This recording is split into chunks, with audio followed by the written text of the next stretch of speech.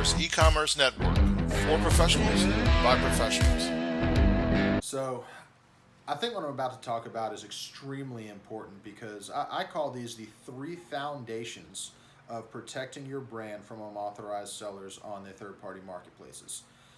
So, realistically, what are they? What are these foundations and what do they actually do? These are the things that you have to protect your brand from at all times whenever you take an action to protect your brand on a third-party marketplace. For one is you have to take every action that you can to protect your brand from the third-party marketplace in general.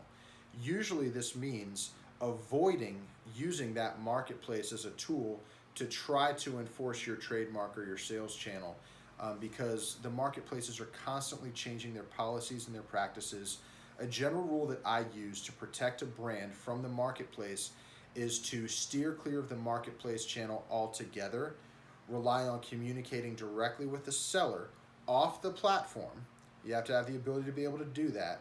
And in using the federal laws and guidelines as what you're enforcing against versus a marketplace policy that could change in the amount of time that you print a letter, stamp it, and the time that it arrives in the hands of the party that you're sending it to.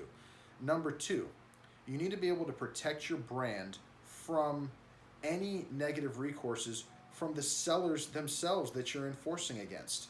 Again, it's the exact same reasons that I just mentioned in protecting from the marketplace.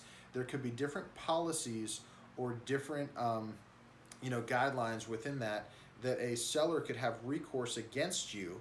And again, it could change overnight and you're not aware. So again, how do you get around that and how do you protect your brand?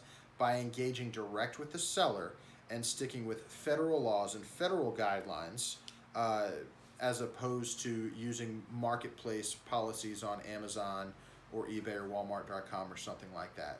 And the third is you need to be able to protect your existing retail and business-to-business relationships. So how do you do that? Well, one, you have to be able to unmask and identify who are the owners of these online storefront accounts. A lot of these you'll be able to match up in cases to your existing distributor and retailer lists. If you can do that, then now you don't have to start sending them nastygrams. You can handle these appropriately within the standards of your company and pursuant to your existing retailer agreements with them. So you always want to make sure that you know who your target is. So just to sum this up, and the real cornerstones of being able to protect yourselves from these three things is one, you have to be able to know who your target is and unmask who the owner of that storefront is. Number two, avoid using the marketplace and any channels or communications on the marketplace.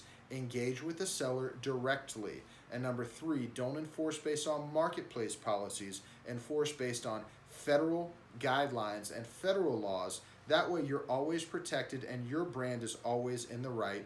And I'm sure this goes without saying, but make sure that you have an attorney in your corner that verifies and guides you in these processes so that you know that everything that you do is legally and morally correct. I really hope this was a big help for you. This is something that can keep a lot of brands out of serious trouble. And if there's anything that I can do, any questions that I can answer for you guys in a non-legal format, please feel free to drop a comment below, or you can email me at matt@enforce.com.